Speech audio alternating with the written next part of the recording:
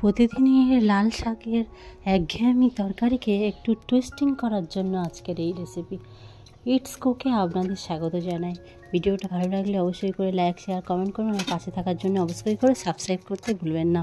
তো প্রথমে বলছি কি 5 ফোড়ন শুকনো লঙ্কা দিয়ে কড়াইতে কিছু পরিমাণ তেল দিয়ে তারপরে দিয়ে দিতে হবে লাল শাকটা।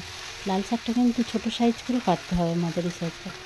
তারপরে এতে হলুদ গুঁড়ো ও পরিমাণ মতো নুন দিয়ে কিছুক্ষণ নাড়াচাড়া করে ঢাকা দিয়ে দিতে হবে 5 মিনিটের জন্য।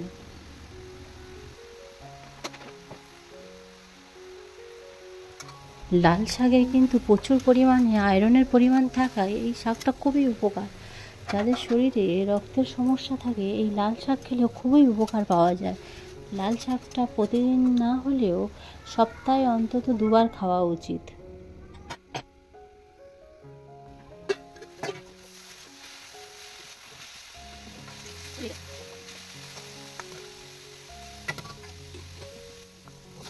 লাল শাকটা যদি একটু ঝাল ঝাল যাদের ভালো লাগে তারা যদি বা সেই রকমই খেতে চান তাহলে অবশ্যই করে কাঁচা লঙ্কা অ্যাড করতে পারেন। আর যারা লঙ্কা খান না তারা কিন্তু এই শুকনো লঙ্কা যেটুকু দিয়েছি ওইটুকুইতে ঝালে খেতে পারবেন।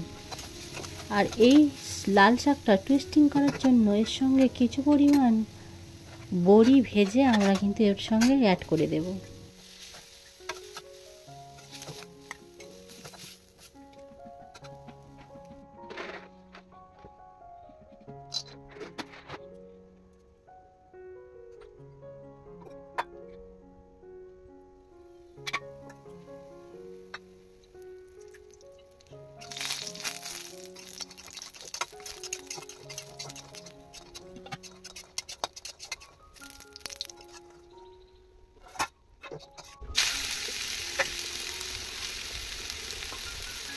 ভিডিওটা ভালো লাগলে অবশ্যই করে লাইক, শেয়ার, কমেন্ট করবেন আর অবশ্যই করে সাবস্ক্রাইব করতে ভুলবেন না। পাশে থাকবেন। অসংখ্য ধন্যবাদ।